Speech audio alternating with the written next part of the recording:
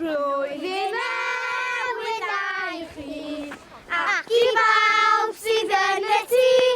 Dyna yw dymuniad ni ar ddechrau'r flwyddyn hon. Blwyddyn newydd dda! Blwyddyn newydd dda!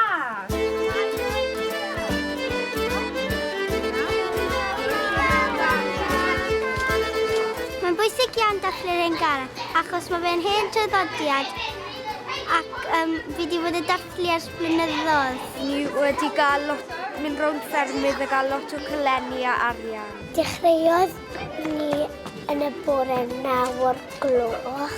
Mae wedi bod yn diwrnod o'r, ond dwi'n twmo lan unwaith fynd i teia pobl arall.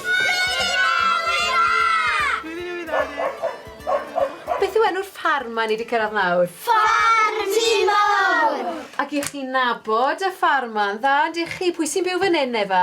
Mae'n gi Timor. O, a chi'n cael croeso cynnes dy myngu ti mowr. Fel un mae yn Cwm Gwaun bob blwyddyn i gyd yn edrych mlaen iddo a mae'r plant yn dod o'r ysgol a mae jyst yn ddiwrnod i ni gyd yn enjoyo achos mae wedi bod eriod.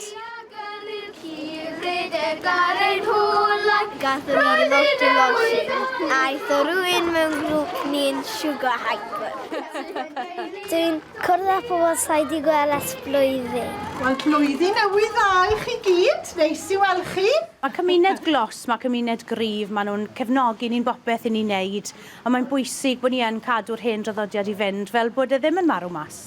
Dwi wedi cael lot o arian a calennig. Mae dydd Calan wedi gwawrio dydd tra hynod yw I gofio dydd I roddi dydd I dderbyn yw y trydydd ar 10 o'r flwyddyn.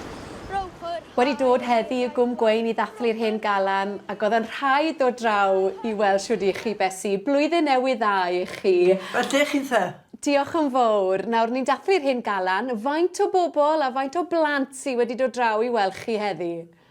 O, dwi wedi rhoi calennig I 22 o blant. Ac fydd mwy yn ystod y dydd? O ti 40. Ac beth yw'ch atgofion chi o'r Hen Galan pan o'ch chi'n roces fach? O, oedd y lawer mwy o drefeili o un tir llall. Pob man yn yr ardal yn dathlu. Ble bynnag sy'ch chi'n mynd, sy'ch chi'n cael dymed o fwyd a cacen a arian, popeth. Wel, Besi, hir oes. Diolch yn fawr. Cwrw tip-top. Blwyddyn newydd dda. Diolch. Dewch yn teulu ato ni.